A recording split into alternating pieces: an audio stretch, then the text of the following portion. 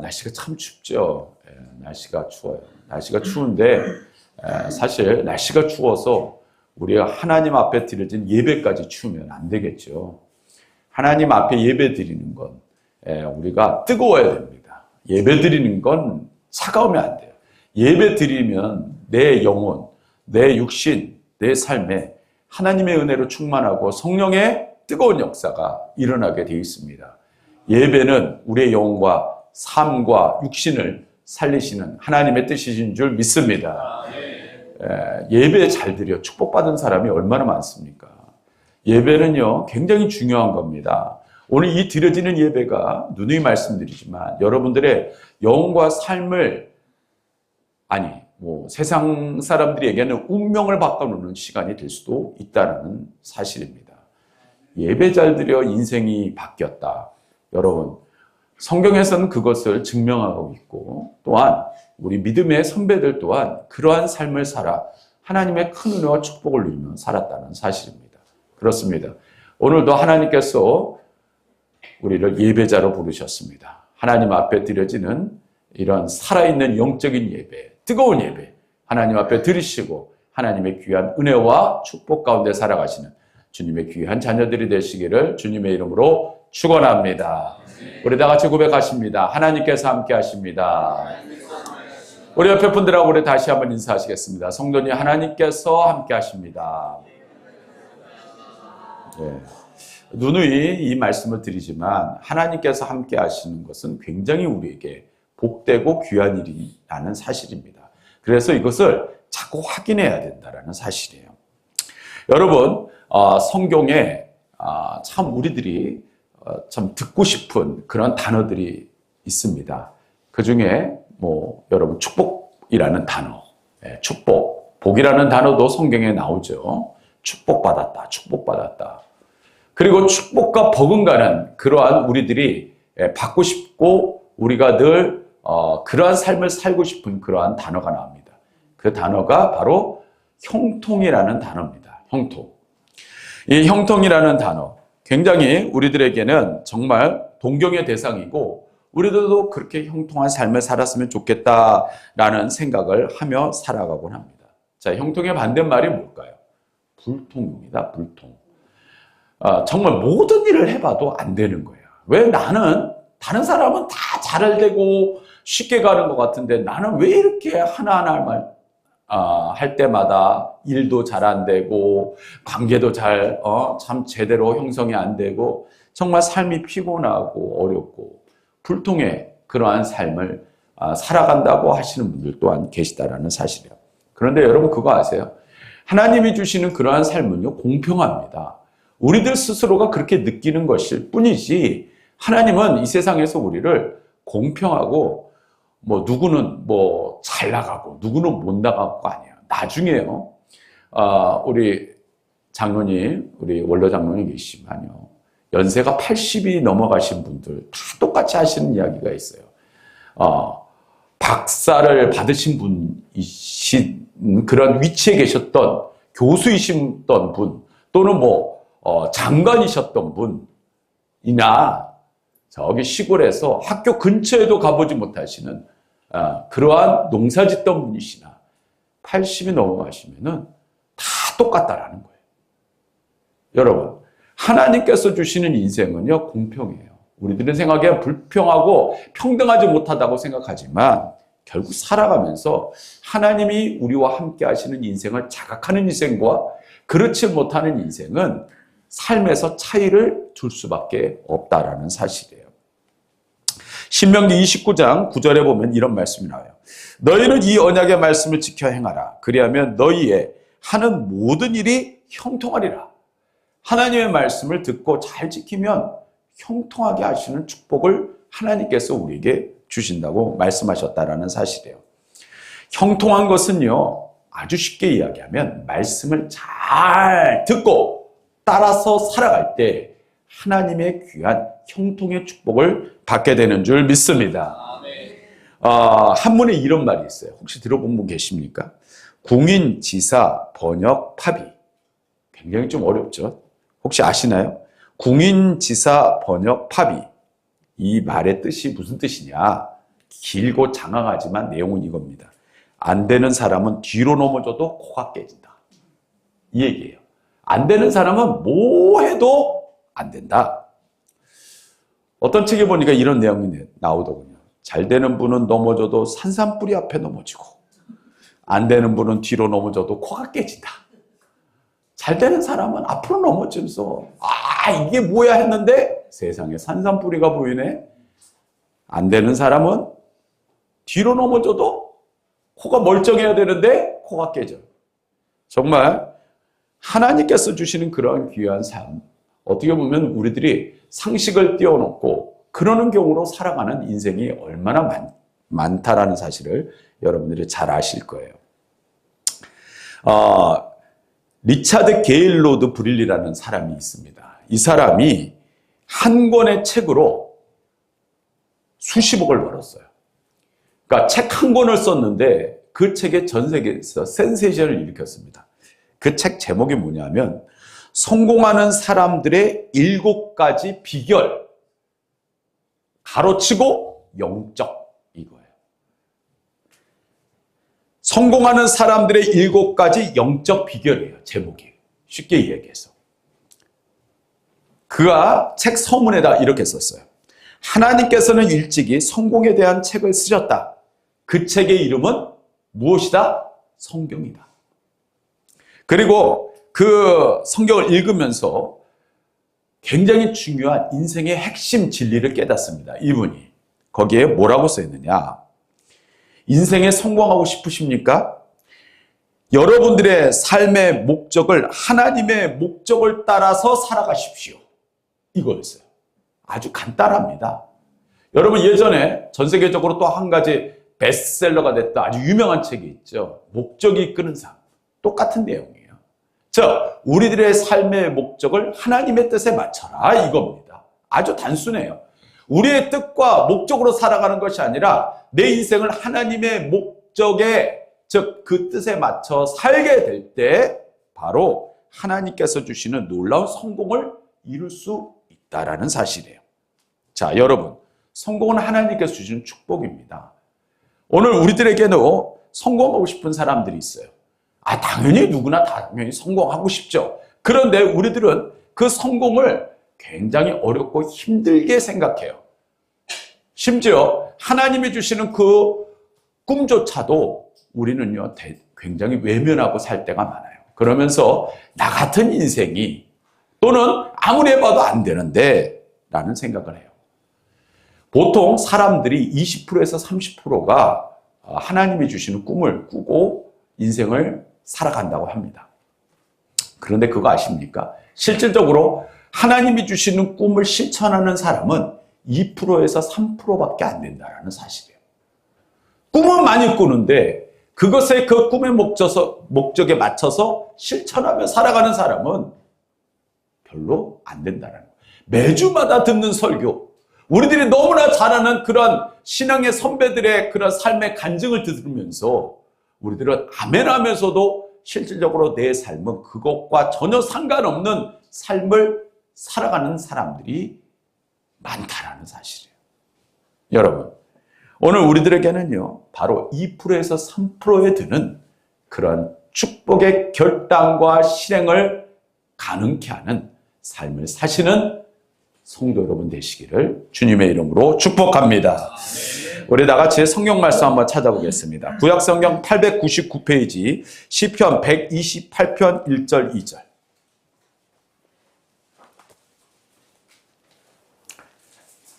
구약 성경 899페이지 시편 128편 1절 2절.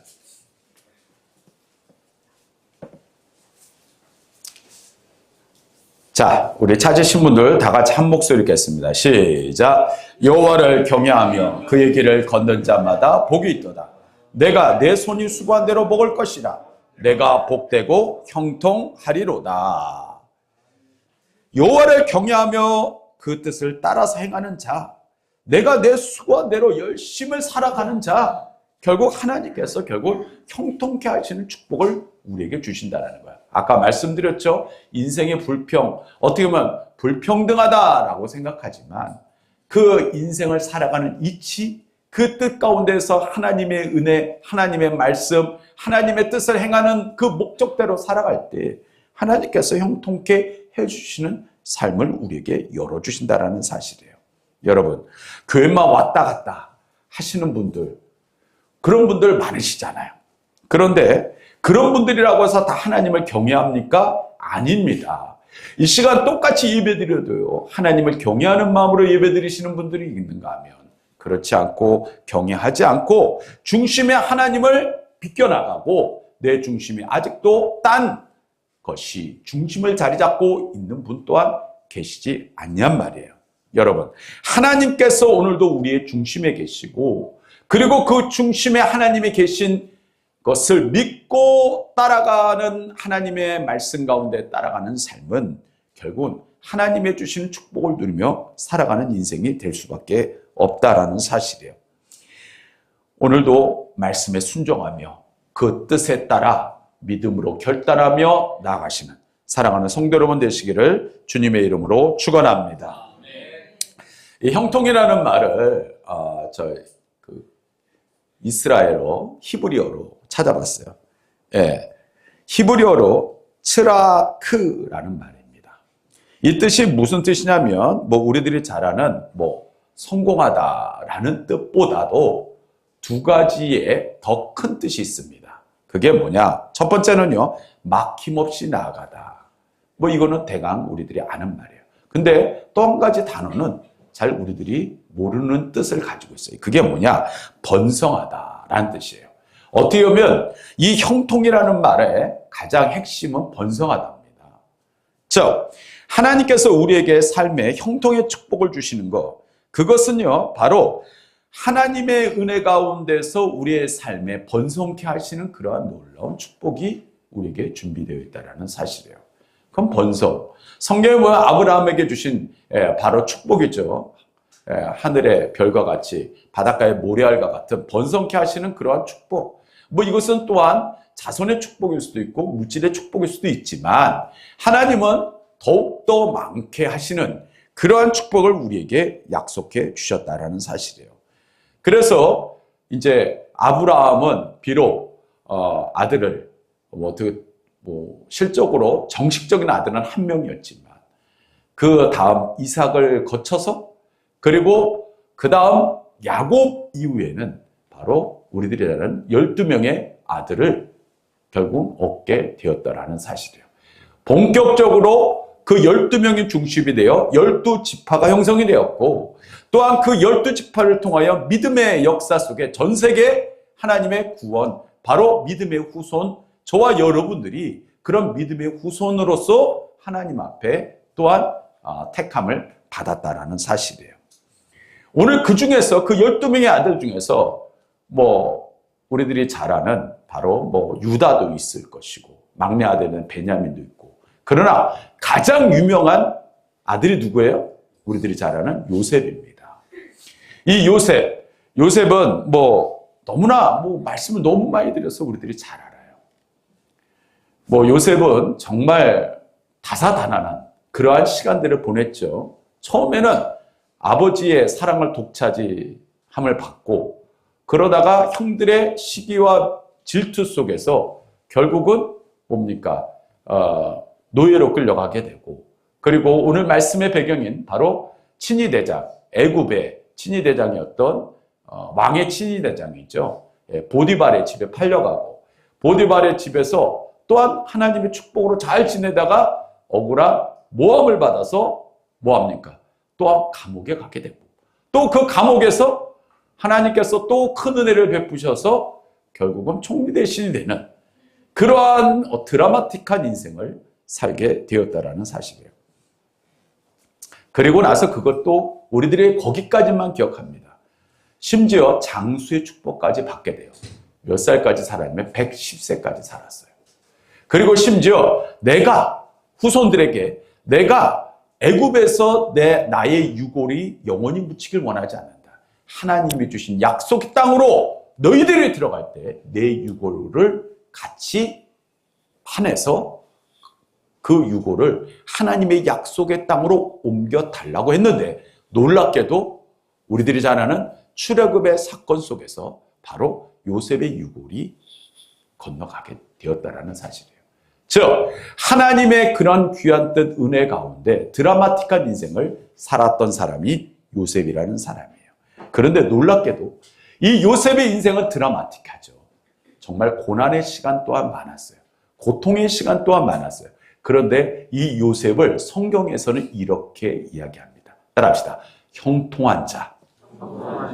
요셉을 이야기할 때 꼭 따라붙는 수식어가 형통입니다. 아니, 형통이라고 하면 아무 문제가 없어야 되잖아요. 그런데 성경에 보면 요셉은 우리들보다도 더 고난과 고통의 시간을, 인내의 시간을 가졌던 사람이 바로 요셉이라는 사실이에요. 그런데 성경에서는 형통한 자라고 요셉을 평가하고 있다는 사실이에요. 여러분, 형통한 자, 사람 자체가 형통한 사람이 되는 게 중요하다는 뜻입니다. 형통한 자라는 뜻은 바로 먼저 내가 형통한 자가 되어야 된다는 이야기예요. 쉽게 설명을 드리면 이런 뜻이에요. 여러분, 사과가 열리기 전에 뭐가 있어요? 사과 나무가 있어야 사과가 열리는 거예요. 마찬가지로 형통이라는 것은 사과 나무라는 어떤 토대 속에서 사과 열매가 맺히듯이 오늘도 저와 여러분들에게 바로 하나님의 사람의 형통이라는 그러한 역사 가운데 하나님께서 우리의 영과 삶을 형통케 하시는 축복을 주시는 줄 믿습니다. 쉽게 이야기하면, 더 쉽게 이야기하면 여러분 먼저 내가 형통, 딱 태어났더니 금수저다가 아니라 내 삶에 하나님의 주신 은혜 가운데 형통케 되는 삶을 살아갈 수 있도록 하나님께서 이끄시는 큰 은혜 가운데 살아가는 것, 그것이 바로 성경에서 말씀드리는 형통한 자, 요셉과 같은 인생을 사는 사람들이라는 뜻이라는 사실입니다. 그러면 오늘 저와 여러분들, 오늘 이 요셉을 통하여 하나님의 주시는 형통의 축복을 다 누리시기를 주님의 이름으로 축원합니다. 자, 창세기 39장 오늘 말씀에 보면 바로 요셉이 바로 억울하게 정말 이제 삶을 어린 나이에 보디발의 집에 끌려가서 억울한 삶을 살아가는 그러한 모습부터 시작하게 됩니다. 우리 다 같이 39장 2절 3절을 우리 다시 읽도록 하겠습니다.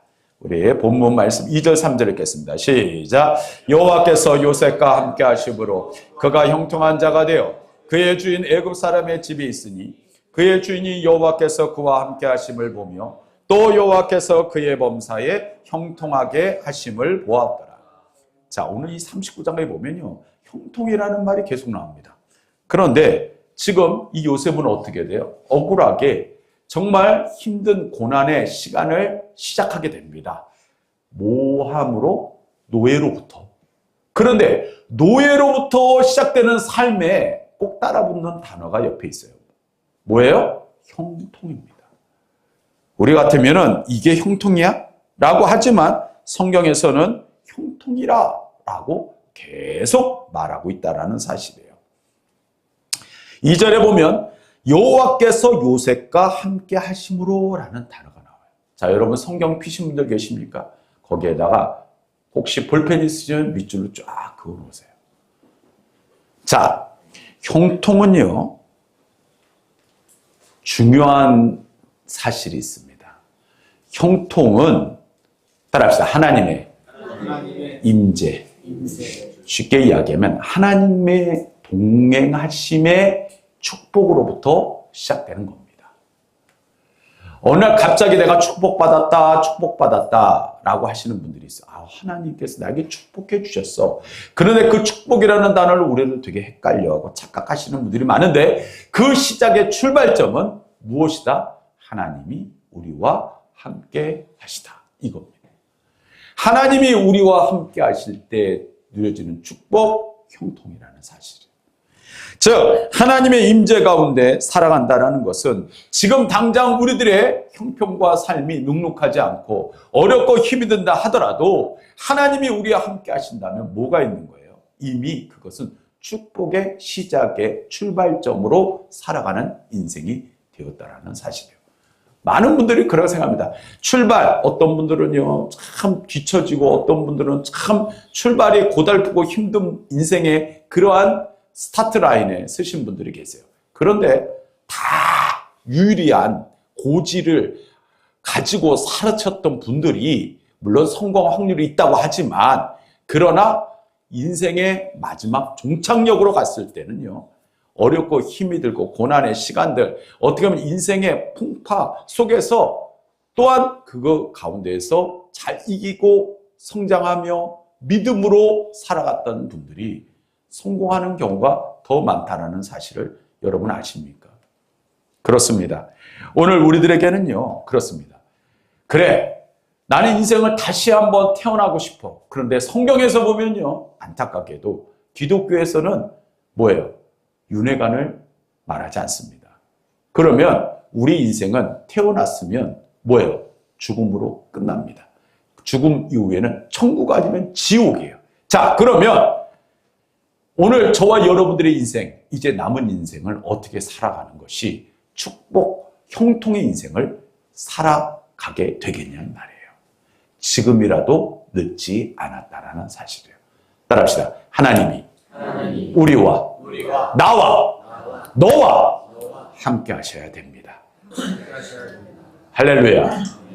오늘 저와 여러분들은 하나님과 함께 하시는 그 삶을 우리는 살아가야 된다는 사실. 목사님, 어떻게 살아가야 돼요? 그 오늘 이야기의 말씀을 드리면서 이 말씀대로 살아갈 때 하나님이 우리와 함께 하심의 삶을 살 수 있다는 사실이에요. 그렇습니다. 요셉은 지금 보면 바로 오늘 2절, 3절 보면 정말 그의 삶은 지금 노예예요. 그런데 노예의 삶에 하나님이 뭐라고요? 함께 하심으로 형통한 자라고 말씀해 주고 계시다는 사실이에요. 그렇습니다. 오늘 저와 여러분들의 삶이 지금 어렵고 힘이 들다고 해서 너무 실망하지 마십시오. 먼저 우리들이 확인해야 될 것은 우리가 과연 하나님이 우리와 함께 하시는가.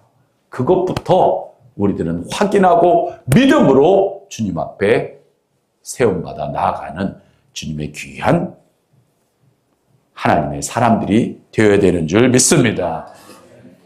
하나님이 함께 하시면 감옥도 형통이고 하나님이 떠나시면 왕궁도 공허하다는 사실 아십니까? 하나님이 함께 하심과 하나님이 함께 하시지 못하는 것은 하늘과 땅이에요. 성경에 보면요, 사울이라는 인물이 나오죠. 자, 1대 왕이었어요. 외모도요, 준수했어요. 그리고 배경도 좋았어요. 뭐 하나 부족할 것 없는 그러한 사람이 나중에는요, 악한 신이 그에게 들어오니까 그는요, 그 왕의 자리 또한 공허하고 왕의 자리 또한 고통스럽고 나중에 비참한 최후를 맞이하게 됩니다. 여러분, 하나님이 그와 함께 하시지 않으므로 일어났던 역사는 너무나 우리가 잘 알고 있는 역사 가운데서 일어나고 또한 그 삶 가운데에서 결국 저와 여러분들이 맞이하는 역사 또한 똑같다라는 사실이에요. 이스라엘 백성들이 약속의 땅을 가나안 땅을 코앞에 두고 왜 못 들어갔을까요? 왜 못 들어갔어요? 그 앞에 이제 건너면 이제 약속의 땅이에요. 요단강 건너면 약속의 땅이에요. 그런데 1세대는 들어가지 못했어요. 그들이 시도 안 해봤을까요? 성경 우리들은요. 그리고선 그냥 다시 광야로 들어갔을 것이다라고만 착각하죠. 출애굽기에 그렇지 않아요. 말씀을 읽어보면 이들이 화가 나서 그러면 우리끼리 가서 점령해야지. 들어갔다가 어떻게 됩니까? 실컷 두들겨 맞고 실컷 깨지고 이게 되지도 않는구나. 근데 거기에 보면 이런 구절이 나와요. 하나님이 그들과 함께 하지 아니하심으로. 간단합니다. 오늘 하나님의 백성은 하나님이 함께 하셔요. 형통케 하시는 놀라운 은혜와 축복이 시작되는 줄 믿습니다. 자, 그러면 우리가 형통의 길을 걸어가려면 어떻게 해야 될까요? 첫 번째로는요, 정직해야 돼요. 그 정직한 그러한 삶을 살아가려면요, 뭐가 베이스가 돼야 되냐? 따라서 말씀. 자, 우리들이 잘 아는 링컨, 세계에서 가장 유명한 위인 중에 하나죠. 미국 사람들이 가장 존경하는 인물 링컨입니다. 이 링컨은 이런 이야기를 했어요. 나는 하나님의 말씀대로 살았더니 미국의 대통령이 되었습니다. 아주 단순하죠. 나는 하나님의 말씀대로 살았어. 그가 어렸을 때부터 봤던, 가장 오래 읽었던 책은, 나중에 너덜너덜했던 책은 자기가 어렸을 때 봤던 성경이었어요. 그 성경대로 그는 그것대로 살았다라고 평생 고백했어요. 그랬더니 하나님께서 그를 대통령으로 세워주셨다는 사실이에요. 여호수아서에 이런 말씀이 나오죠. 이 율법책을 주야로 묵상하여 그 안에 기록된 대로 지켜 행하라. 그리하면 내 길이 형통하게 되고 내가 흥하리라. 즉, 너가 말씀대로 살아. 그러면 내 길이 흥하고 형통하게 해주겠다라고 하나님께서 여호수아에게 약속해 주셨다라는 사실이에요. 그러면 여호수아에게만 적용됐냐는 말이에요. 아니라는 사실이에요.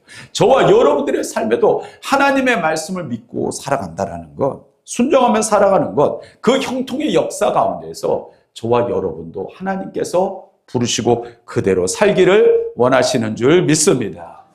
시편 1편, 우리가 너무나 잘 아는 말씀이죠. 시냇가에 심은 나무. 시냇가에 심은 나무가 철을 따라 열매를 맺어요. 어떤 분들은 이 말씀을 보면서 하나님 앞에 접붙임을 받은 사람들은 축복을 받는다. 물론 그 이야기, 하나님이 함께 하심으로 축복을 받아요. 근데 여기에 또한 중요한 말씀을 잊고 사시는 분들이 나와요. 자, 따라합시다. 철을 따라. 철을 따라. 자, 철을 따라가 왜 붙었겠어요? 그거는 이겁니다. 내가 원하는 뜻, 내가 원하는 시간이 아니라 하나님의 뜻. 사계절을 누가 만들어 주셨어요? 하나님이 만들어 주셨어요. 자연을 누가 만드셨어요? 하나님이 만드셨어요. 즉, 하나님의 뜻에 따라 열매를 맺게 된다. 할렐루야. 오늘도 우리들은요, 우리들의 생각과 우리들의 중심으로 그 답을 찾으려고 하시는 분들이 많아요. 그러나 성경은 그렇게 이야기하지 않습니다. 아까 말씀드렸죠? 인생의 성공 속에서 바로 그 성공의 가장 핵심은 하나님의 목적, 그 뜻을 따라 살아가는 사람들이 결국 성공하더라. 여러분, 그렇습니다. 오늘도 우리들은 하나님의 말씀을 따라 그 말씀에 순종하며 살아갈 때 하나님께서 놀라운 은혜와 역사를 베풀어 주신다는 사실이에요. 제가 아시는 한 집사님이 계셨어요. 이분이 병원에 갔더니 갑상선암 판단을 받으셨어요. 갑상선암 판단을 받았을 때 하시는 식당이 떡볶이집을 하셨는데 굉장히 어려웠어요. 그런데 엎친 데 덮친 격으로 암 판정까지 받았어요. 그런데 주변에 있는 분들이 위로해 주지는 못한 만저 뭐라고 했냐면, 김 집사, 새벽기도 한번 해봐. 그리고 말씀을 통독을 한번 해봐. 이분이 그 이야기를 듣고 나서 처음에는 위로는 못 해주 망정. 내가 이 피곤한 몸을 이거 무슨 새벽기도를 나가. 근데 여러분, 사람이 그렇잖아요. 마지막 코너에 몰리면요, 혹시 그거라도 해봐야 되지 않을까라는 생각하게 되잖아요. 이분이 결국 말씀을 통독을 하기 시작했고, 그리고 새벽기도를 나가기 시작했어요. 정확히 1년 후에 놀랍게도 그 떡볶이 집이 너무나 장사가 잘 됐던 거예요. 다 망해가던 떡볶이 집이 희한하게도 주변에 있는 떡볶이 집이 하나둘 정리가 되더니 결국 제가 기억하기로도 거기 시장 안에 있었는데 떡볶이 집이 그 떡볶이 집 말고도 3군데가 더 있어요. 희한하게도 그 떡볶이 집들이 이사를 갔는지 어느 날부터 없어지고 그 떡볶이 집만 남았어요. 당연히 그 떡볶이 집만 장사가 잘 되게 되더라고요. 1년 후에 어느 날 같은 교회 집사님 한 분이 오셔서 집사님, 여기 예전에 보니까 혹이 있었는데 없어졌네? 어떻게 된 거야? 뭐 어디 병원에 갔었어? 자기도 거울 보고 놀랬다라는 거예요. 하나님께서 주시는 은혜 가운데 떡볶이 집뿐만이 아니라 병원에 갔더니 이 갑상선암 또한 싹 사라졌다라는 거예요. 저는 그분의 간증을 들으면서 그런 생각을 했어요. 오늘 우리들은요, 뭔가 우선적인 것이 오늘 내가 문제에 집중하고 그 문제의 답을 찾으려고 일반적인 사람들은 다 똑같죠. 그런데 과연 내가 하나님 앞에서 온전히 살아가고 있는가를 한번 먼저 되돌아볼 필요가 있지 않겠냔 말이에요. 내가 하나님의 말씀대로 살아가며 순종하며 살고 있는가? 그것부터 먼저 돌아봐야 되지 않겠냔 말이에요. 그러면 왜 하나님, 또 그러면서 또 이런 분들이 있죠. 왜 나에게는 응답이 더딜까? 간단합니다. 하나님이 주시는 응답의 시간은 존재해요. 그것은 내 생각과 내 뜻과 어떻게 보면 아직도 또한 내 스스로가 부족한 부분이 있지 않을까 또한 생각해 봐야 되지 않겠냐고요. 저와 여러분들, 하나님이 이 땅에 보내신 그 삶 가운데는 그것은 내 뜻과 하나님이 주시는 뜻 가운데 살아가는 것은 차이가 있다라는 사실을 또한 우리는 인정을 안 할 수가 없다라는 사실이에요. 확실한 것은 하나님이 함께 하시는 삶은 반드시 형통케 하시는 놀라운 축복으로 해피엔딩으로 끝나게 되는 줄 믿습니다. 여러분, 오늘 우리들은요 이렇습니다. 하나님을 믿으면 적당히 믿는다. 그런 이야기 요새 많이 들어보셨죠. 그냥 어떤 분들은요 교회 와서 신앙생활 하면서 그냥 적당히 믿는 게 은혜롭다고 생각하시는 분들이 있어요. 성경에서는 아주 중요한 말이 나오죠. 따라합시다. 뜨겁든지 아니면 차든지. 즉 하나님은 어정쩡한 걸 굉장히 싫어하십니다.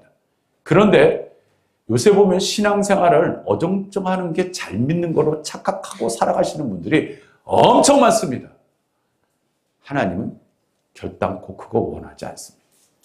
하나님을 믿으면 제대로 믿든가 아예 믿지 않든가. 하나님은 오늘도 우리와 함께 하시는 분, 믿는 사람들은요 하나님이 주신 그 뜻을 열정적으로 믿고 소유하며 그리고 그 은혜 가운데 살아가는 자를 하나님은 부르시고 택하시고 그리고 축복해 주신다라는 사실이에요. 여러분, 교회 부흥을 원하십니까? 여러분들의 삶의 축복을 원하십니까? 따라합시다. 좀 너무 극단적인 이야기지만 따라합시다. 믿으려면 제대로 믿자. 믿으려면 제대로 믿는 거예요. 그냥 믿어도 그만, 안 믿어도 그만. 그렇죠. 그렇게 믿으니까 무슨 응답이 있겠고 무슨 축복이 있겠냔 말이에요. 교회 부흥, 어떤 분들은 그런 이야기 하시더라고요. 교회 부흥, 교회 부흥. 제가 아시는 우리 지방에도 뭐 권사님 한 분이 10년 동안 교회 부흥하게 해주세요. 근데 그분은요 교회 부흥할 마음이 없으신 것 같아요. 왜냐하면 그분의 기도를 들을 때마다 나는 말은 하는데 별로 원하진 않아. 솔직히 여러분들에게 묻습니다. 여러분들이 정말 하나님 앞에 축복받고 싶으십니까? 정말 하나님 앞에 제대로 믿고 하나님의 뜻을 따라 순종하며 나아가는 그러한 자들이 되어야 되는 줄 믿습니다. 오늘 말씀 속에서 보면 또한 이런 이야기 하나요. 이 보디발이 잠깐 나간 사이에 그 아내가 이 요셉을 유혹합니다. 우리 다 같이 39장 9절 말씀을 읽겠습니다. 시작. 찾으신 분들 있습니다. 시작. 이 집에는 나보다 큰 이가 없으며 주인이 아무것도 내게 금하지 아니하였어도 금한 것은 당신뿐이니 당신은 그의 아내입니다. 그런즉 내가 어찌 이 큰 악을 행하여 하나님께 죄를 지으리까? 자, 여러분, 지금 보디발의 아내가 유혹을 합니다. 성경에서 보면 요셉이 굉장히 좀 잘생겼던 것 같아요. 그러니까 아내가 유혹을 해요. 어떻게 보면 아내의 유혹을 보디발의 아내의 유혹을 받아들이면 어떻게 보면 좀 더 쉽고 편한 인생을 살 수도 있었을 수도 있다라는 생각 안 하십니까? 그런데 그렇지 않았어요. 그는요 이렇게 고백합니다. 그런즉 내가 어찌 이 큰 악을 행하여 하나님께 죄를 지으리까? 누구에게? 하나님께. 하나님이 보신다라는 것을 심지어 보디발은 몰라도 하나님은 아신다 이거예요. 내가 어떻게 하나님 앞에 죄를 짓겠는가? 오늘 우리들의 인생도 또한 똑같다라는 사실이에요. 예전에 김성주라는 분이 계셨어요. 이분이 코스타라는 곳에서도 유명한 강사로 아주 뛰신 유명하신 분이죠. 이분이 쓴 책 중에서 이런 책이 있었어요. 나는 정직한 자의 형통을 믿는다. 그가 이제 사업을 시작합니다. 그 사업이 뭐냐 하면요. 바로 면세점에다가 물건을 대는 사업이었어요. 근데 그가 사업을 시작할 때 그 선배 한 분이 자기를 부르더래요. 야, 너 한국에서 성공하는 3가지 방법을 알려 줄게. 꼭 기억해야 돼. 한국에서 이 3가지를 꼭 기억해야 된다. 첫 번째, 술을 잘 마셔야 돼. 술 잘 마셔야 돼. 여러분, 뭐 여기 우리 남성분들 아시겠지만 뭐 지금은 조금 덜하지만 예전에는 술 필수예요. 술 아니면 접대가 안 됐어요. 술을 무조건 잘 마셔야 돼. 두 번째, 거짓말을 잘해야 돼. 거짓말을 잘해야 돼. 아마 납득하시는 분들은, 이해하시는 분들은 아마 끄떡끄떡 하실 거예요. 세 번째, 이거 굉장히 중요해요. 흰 봉투를 잘 받쳐야 돼. 흰 봉투 잘 받쳐야 돼. 이 3가지를 잘하면 사업에 성공해. 그런데 이분은 이미 신앙인이었어요. 그리고 그렇게 할 마음도 없었어요. 그리고 면세점에서 물건을 댑니다. 그랬더니 어느 날 거기는 점주하고 이야기를 하는데 딱 하고 헤어지는데 자꾸 뭐 거리더래요. 자기는 아무렇지도 않게 돌아왔대요. 그랬더니 그 다음날 그 사람이 자기에게 전화 와서 납품을 거절을 하더라는 거예요. 즉, 멀쩡하게 면세점에서 잘 팔리던 브랜드가 퇴출당하지 않나. 사람을 만나려고 하는데 3시간이나 서 있게 하고 3분도 채 만나지 않고 쫓아내는 경우도 허다했고, 백화점에 있던 물건이 몇백만 원어치 사라지질 않나. 세간원들조차 물건이 안 왔다고 거짓 보고를 하지 않는 뭐 기타 등등, 정말 이 3가지를 안 하니까 사업, 아니 그냥 일반적인 삶 또한 살기가 어렵다라는 사실을 그가 경험하고, 참 그 책에 이러한 내용을 썼어요. 참 부패의 역사. 부패의 역사.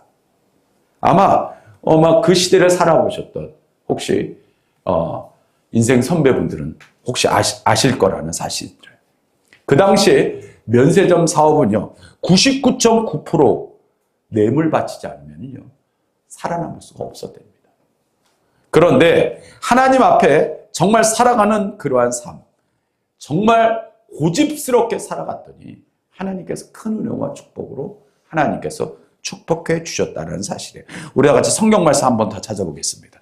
우리 925페이지, 구약 성경 925페이지, 잠언 14장 11절.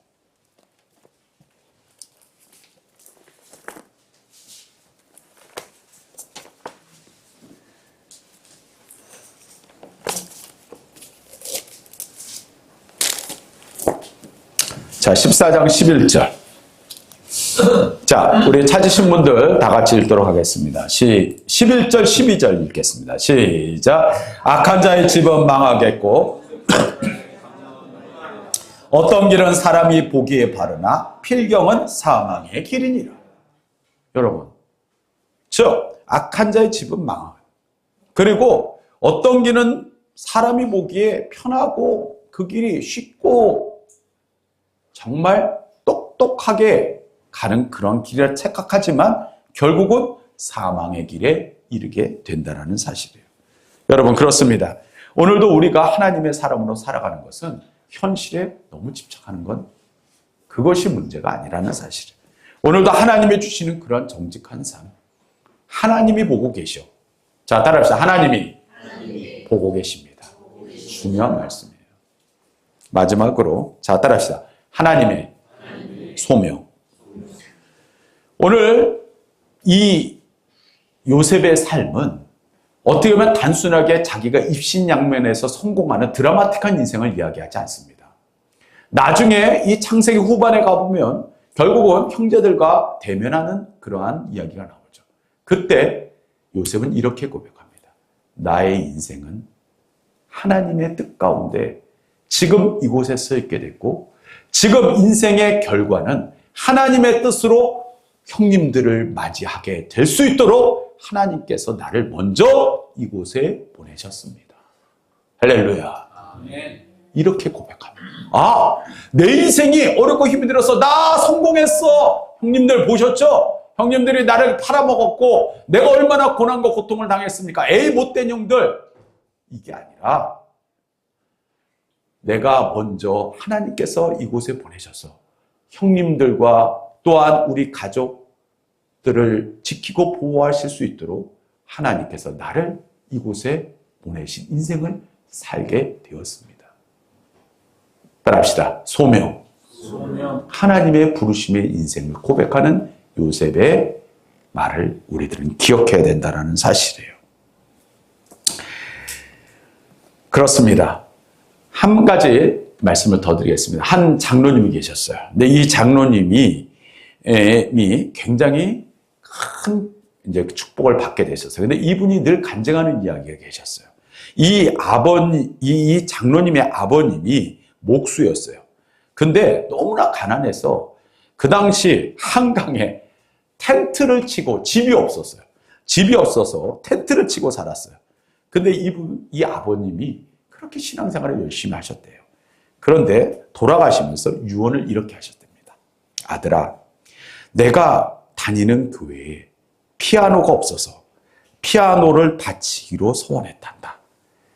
아이고, 그렇게 하지 않으면 내가 온전히 눈을 못 감을 것 같구나. 내가 내 대신 하나님께 한 약속을 지켜다오. 눈 감으면서 이렇게 이야기를 하셨어요. 장로님이 듣고 아멘 했을까요? 이렇게 생각했답니다. 돌아가시려면 그냥 돌아가시지. 피까지 얹어주고 가는구나. 당장 먹을 끼니도 없는데 피까지 얹어주는 그 아버지가 너무나 미웠다라는 거예요. 그렇지만 아버지 유언이니까 피아노를 그래도 어떻게 하든 구해서 그 가난한 교회에 드려야 되지 않겠어요. 그런데 당장 구할 방법이 없는 거예요. 그래서 이분이 궁리하다가 남대문 시장에 가서 헌 재봉틀을 하나 구입합니다. 그래서 원단을 사다가 잠옷을 만들기 시작했어요. 잠옷을 만들기 시작하고 그리고 그 만든 잠옷을 그의 어머니가 남대문 시장에다가 내다 팔기 시작했어요. 그렇게 시간들이 가서 결국은 모은 돈으로 피아노를 사서 교회에 바쳤어요. 그런데 놀랍게도 점점 그 사업이 번성하게 돼서 한두 명, 나중에는 10명, 20명, 100명, 200명, 결국은 우리나라의 거대 기업이 되는 그러한 회사의 시작의 출발점이 되었다는 사실이에요. 아버지의 빚진 것이 무엇으로? 축복의 길로 접어들게 되었다는 사실이에요. 하나님 앞에 받은 그 뜻, 소명, 우리들은 그것이 나의 그냥 고난과 고통, 왜 하필이면 내가 이런 인생을 살아갈까라고 하지만 하나님은 결국은 해피엔딩으로 더 큰 은혜와 축복으로 요셉이 그렇게 고난과 고통 속에서 끝난 것이 아니라 야곱의 12아들을 통하여 하나님의 놀라우신 형통의 축복, 하나님의 믿음의 결과물, 그것이 저와 여러분들이 지금까지 주시는 하나님의 놀라우신 은혜의 결과물이 되었다라는 사실이에요. 그렇습니다. 오늘도 저와 여러분들의 삶 가운데에서 우리들은 고백하며 나가며 따라합시다. 하나님은 우리와 함께 하십니다. 하나님은 우리와 함께 하셔서 반드시 형통케 하십니다. 저와 여러분들의 인생 가운데 하나님이 우리와 함께 하심으로 형통하게 하는 인생, 형통받은 인생, 그리고 날마다 그 은혜 가운데 기쁨과 행복이 충만한 사랑하는 주님의 귀한 자녀들의 인생이 되시기를 주님의 이름으로 축원합니다.